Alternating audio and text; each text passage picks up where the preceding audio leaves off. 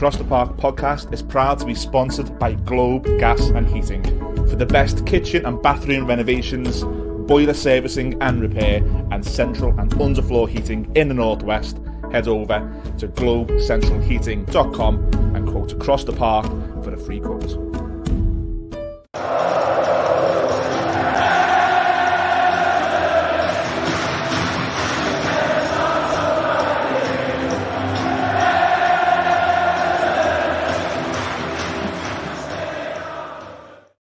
That intro kills me on days like this where we're talking about negative Everton Football Club content.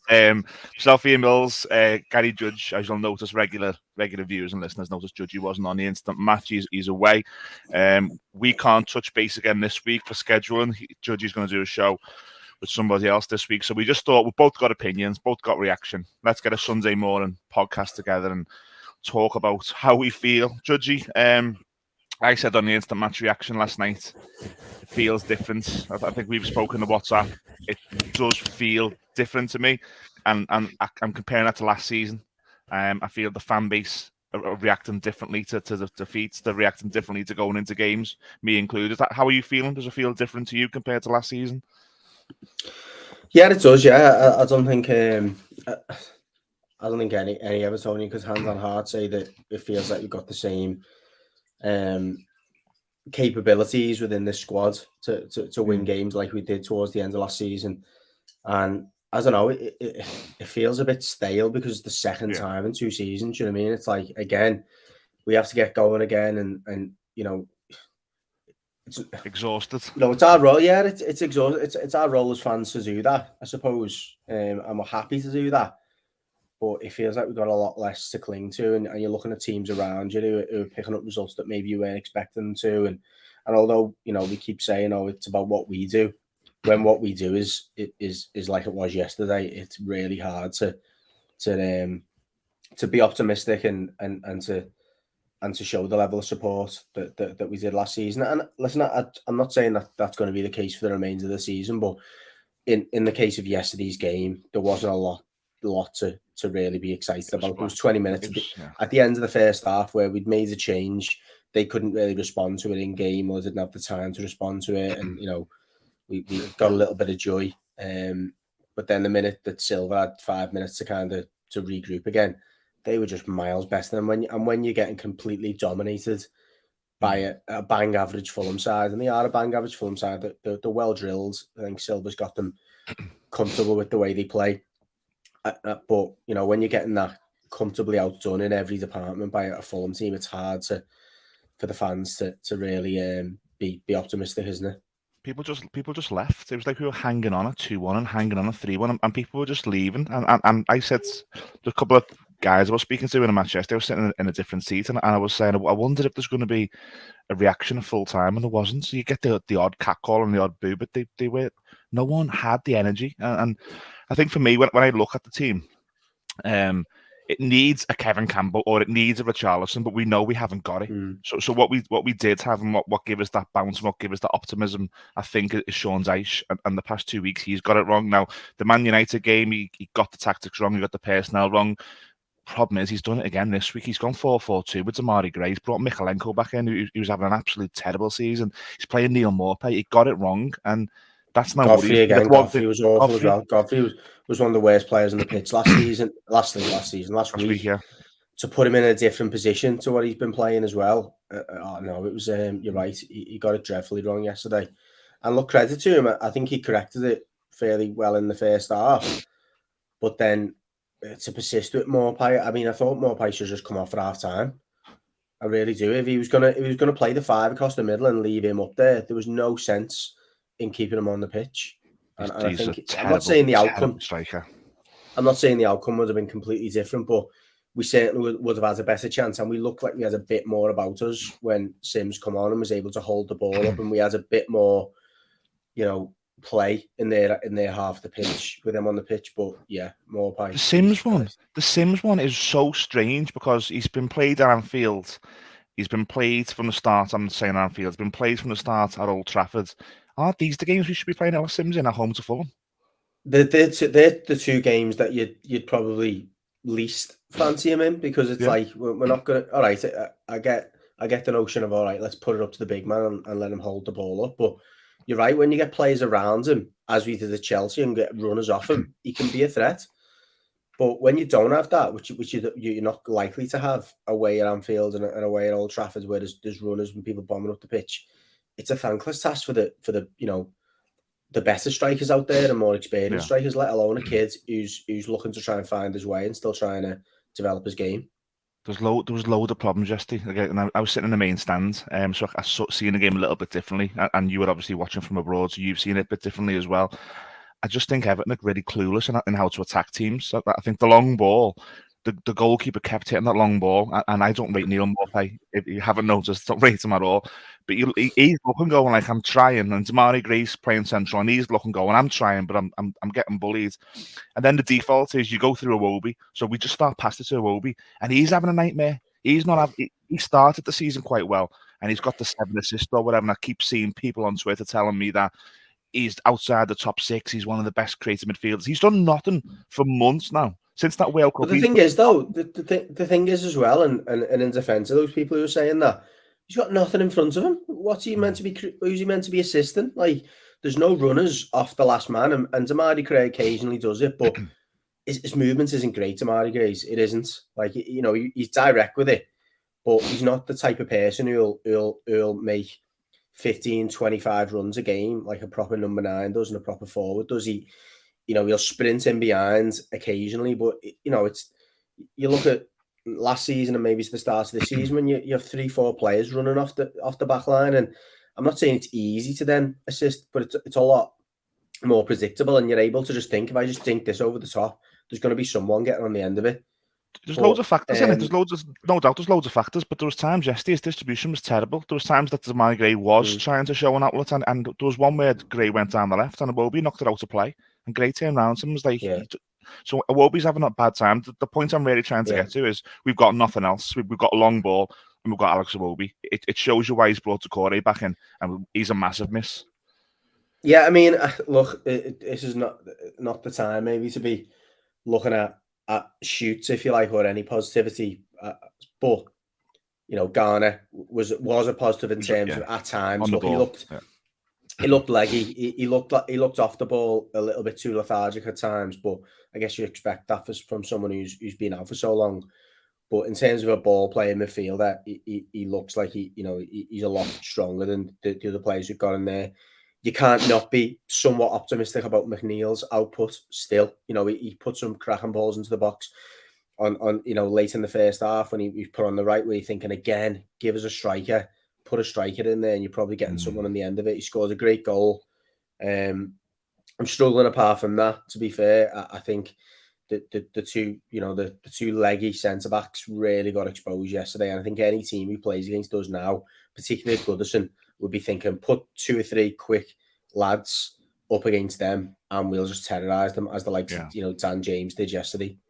It was chaos because Fulham are very clever, and what they did is they dragged our line up the pitch and then played against it. You could see Tarkowski and Keane getting further up the pitch, and again, when I'm watching the main stand, especially the second half, I was in line with them at the park end side of the main stand, and I was thinking, God, we're playing such a high line here. And Fulham exposed this so well. It's not a Fulham podcast, but Fulham played really well. I was really impressed by them. For me, it's that perfect cocktail, or the unperfect cocktail now of I sensed yesterday. Team and fans are giving up, and that's with these games coming up. I think it's a bit premature to say the team and the fans have given up or are giving up. I think yesterday they did because we couldn't see an answer. And let's not forget, as a few people have pointed out, I think on social media, no Doucouré, again, still no Calvert-Lewin. Coleman's absence, and Coleman has been an important player to this team in terms of his influence. I think Doucouré was massively missed, and that shows how far he's come over the last few weeks. But, we're led to believe now that Calvert-Lewin is as close to full fitness as he can be. Doucouré will come back in after his ban. We have got, as I say, Garner fit now. We have got McNeil. Jesus Christ, I mentioned Maupay there. We've got McNeil who's showing he can be counted on somewhat in terms of assisting and getting the odd goal. Again, I'm not here to be But I think the statements of saying the fans and players have given up, I think they did yesterday. But I think, as you've just pointed out, we come up against the Fulham team that have worked us out. We had little to no options on the bench, as you said before the game in our WhatsApp. You're like, God, I hope we're not chasing this game because look what we've got on the bench.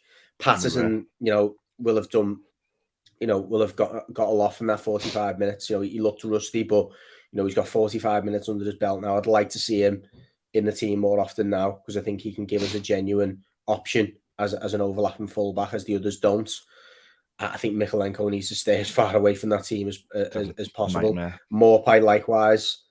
But, again, going back to my point of taking something from the game, the manager will have learned a lot from that game yesterday. That, certainly about the limitations of some of them players, the centre-backs, as we just mentioned, Mikalenko again, Morpie, obviously can't be trusted to finish his starters, never mind his dinner.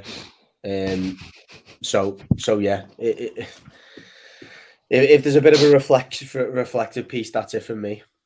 Yeah, look, we are going to go into that final week now. I put a tweet out on our socials yesterday saying that I didn't want us to go into the final week, and the reason and one way of not going into the final week needing to win those two games being Wolves and Bournemouth, was to start with beating Fulham. And there's games I'm looking at this team taking points from now, and one's gone, and we're now, like I said, we're in the run now. We're in it. I mean, you're looking at a Bournemouth who've just beat Tottenham away, and they're fighting. Very unlucky. They're fighting out of it. We're very, very unlucky not to get a point, if not 3 at Arsenal as well. Yeah. So there's a gap now, isn't there? I'm Bournemouth are the right side of the gap, and we're now the wrong side. Do you know what you are seeing? Do you know what you are seeing? Sorry to cut you up there. You are seeing some of those January signings that the teams down there have made that are starting to bear some fruit. We looked at them a fair few weeks, people thinking, they haven't really made an impact, but nearly all the teams down there invested heavily in January, except us. And now's the time when them signings are coming off the bench, to make an impact. They're starting games and starting to get comfortable with the Premier League. That's the scary thing. The visual, we done a show, didn't we, after the transfer window closed, and we were both rightly angry. If the worst happens, the visual of what the scenes will be, there'll be no coming back. And you've hit the nail on the head. The teams who have rolled the dice in relation to spending money in January are now seeing the fruits of that. Bournemouth, like I said, to the right side of the gap. I'll go on. I'll give you my prediction now, Judgy. I'll go on record. It's us or Leeds. I think Leicester will get out of it. I think there's enough good players there for Leicester. I think Forest will go and Southampton will go. I think it's us or Leeds. And as it stands, they're ahead of us. Yeah, I mean, if you talk about momentum, they're probably the only team, apart from Southampton, in the league that have got less momentum than us, Forest, actually. So we are in a very similar situation. Both of us, struggling to pick points up. Both of us look somewhat, deflated and lacking ideas. If you give me a choice to be in one camp or the other at the moment, I'd still rather be in ours. If you're gonna put it between us and Leeds, I think the manager looks lost already. I think the team, are still missing Bielsa at Leeds. I really do think they look in complete turmoil. So your comments about like the fans have gone and the players have gone, I think they're gone more so than us, even though, as you say, they're above us. But we are going to have to rely on some of those teams now dropping points where maybe we don't expect them to, because they picked up points where we've not expected them to as well. But I don't think you're far wrong. Maybe it's a bit premature to say that Bournemouth are completely out of it, but based on the last few results, you can't. I hope they argue with that either. I hope them and Wolves are out of it by the last week. I hope they're on the beach because if Wolves and Bournemouth aren't out of it, we're gonna get given two massive tasks. So I hope they are. I think form might be a good thing. Yeah. You're right. I think Wolves are out of it personally. I wouldn't necessarily count Bournemouth out of it, but again, on the basis of your theory that you don't want teams to be fighting, it wouldn't be the worst thing. You're right. Yeah, it's not been the best Sunday morning podcast, but like I said, me and Judgy have been speaking on WhatsApp. We both wanted to get some content out there. Judgy is back this week. I think you're going to do a face-to-face. I think you're trying to work on a face-to-face pod this week. Yeah, I think there'll be a couple of face-to-face pods. One that's a bit of an extra, if you like. Just some slightly different content away from the current affairs, and then we'll have a face-to-face normal podcast out. It'll be Colin who some of the people who viewed it would have seen the other week when we had the tactics board in the background. He'll be on with me. He's a top blue. I know he's got some very strong thoughts on current matters, and he'll be very passionate about the way he feels about the current situation. Yeah, I look forward to watching that. Just a little sidebar. Again, we always love this. Some really kind words at the match yesterday. I was at the in the Winslow having a couple of scoops in the main stands, and a couple of people came over and said that they loved the show. Someone apologised for coming over because I had my little boy with me. Don't mean judge. You love the feedback. Good or bad, meeting blues who watch the show. So we do hope you've enjoyed your Sunday morning, or probably Sunday afternoon or evening. Cup of tea and biscuits now, watching me and Judgy give our thoughts. I'm scared. Feels different. I think Judgy's maybe a little bit more optimistic, but that's how me and Judgy are as people. He's a lot more positive person than me. That's why the show works well. But thanks for watching this episode of Across the Park podcast. Please like, share, and subscribe as always. And we'll catch you again in the week.